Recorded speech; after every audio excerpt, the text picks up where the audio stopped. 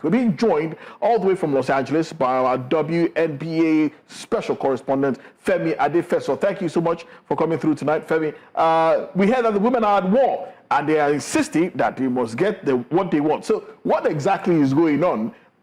Because we're hearing so many things. They said they want better conditions, they want more pay. There was even talk of even parity with the NBA players, but I don't think that's going to happen. But what exactly is the issue?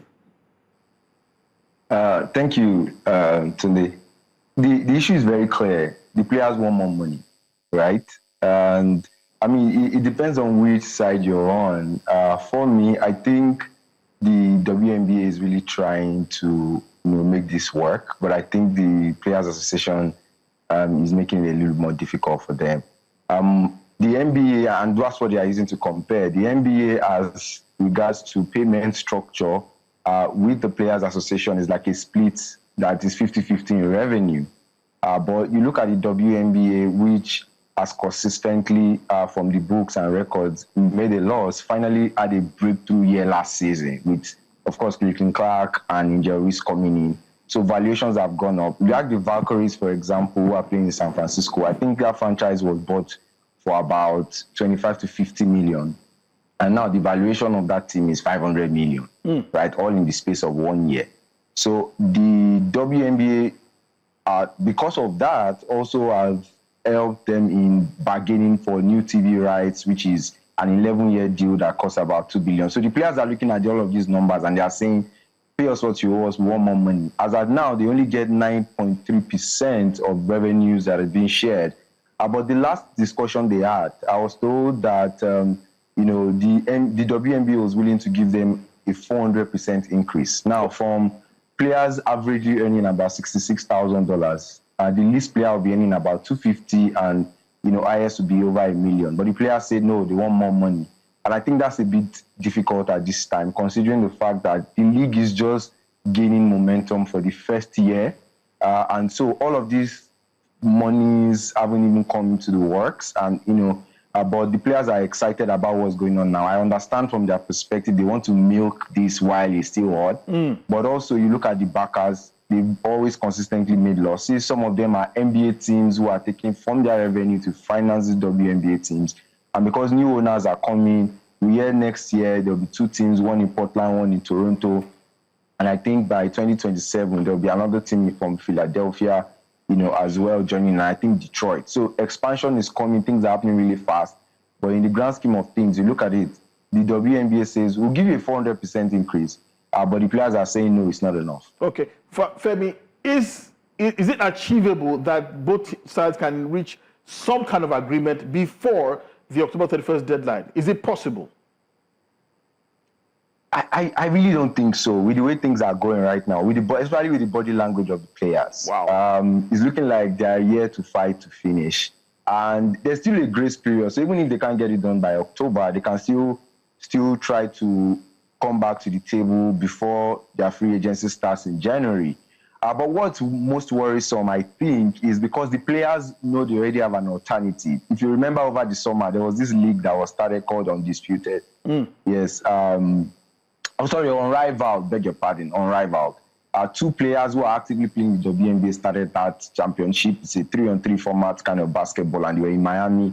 The least player got about $250,000. So wow. I think they kind of feel like, if we don't play the WNBA, we're not going to lose money. We have something that we can jump on because they shared equity. It was great. They did, a phenomenal job. So because that is right behind them, I think they know they have an advantage of some sort in terms of alternate income. And of course, the WNBA now is being pressed to actually play ball because, you need the players for the league to run. And with the valuation, with the team, now with new owners coming in, now they are selling out stadiums, selling out jerseys, they will want that business to continue. And they've already just signed an 11-year new TV rights deal for the WNBA. So it's really going to be a tough call. I know the WNBA will still try. I think they've done well, but it's the percentage in terms of revenue that the players want more of, as that now is at 9.3. But guess what?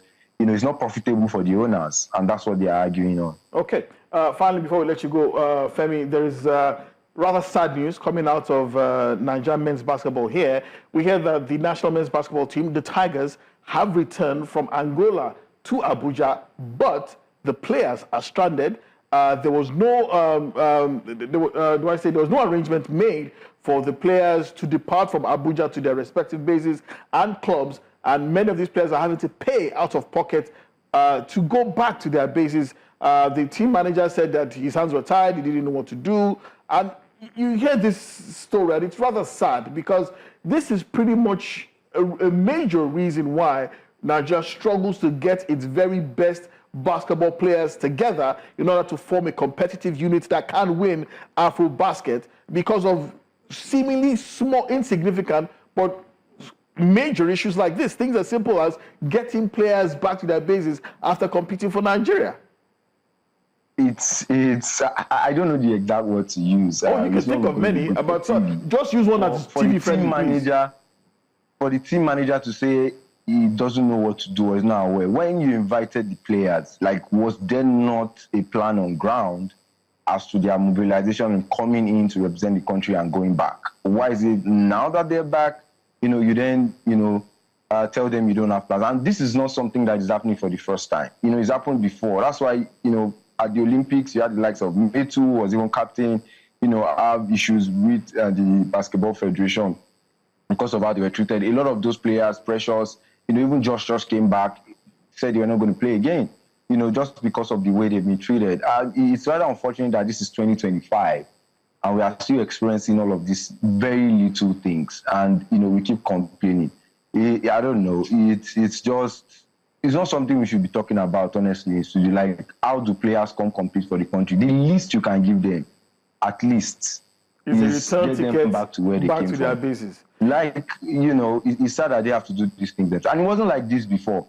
I think it must be said, because we can also, want to say that, we hear these things a lot. Like, it wasn't really like this. The likes of our Farouk Aminu, Ike Diogu, these guys came year in, year out to play for the Tigers. And there were no complaints. We went for AfroBasket. Femi, I'm really sorry to cut you short. I can feel your angst, and rightly so, because you were a key part of that same Nigerian men's basketball team, especially when they won their sole AfroBasket a few years ago. So you understand more than most how badly this team has been treated, and I understand. But we'll be talking about this in subsequent editions of the show. We really have to take a commercial break. Femi Adefeso, our WNBA and the North American basketball expert, thank you for coming through tonight on Game On. Always a pleasure to have you on the show.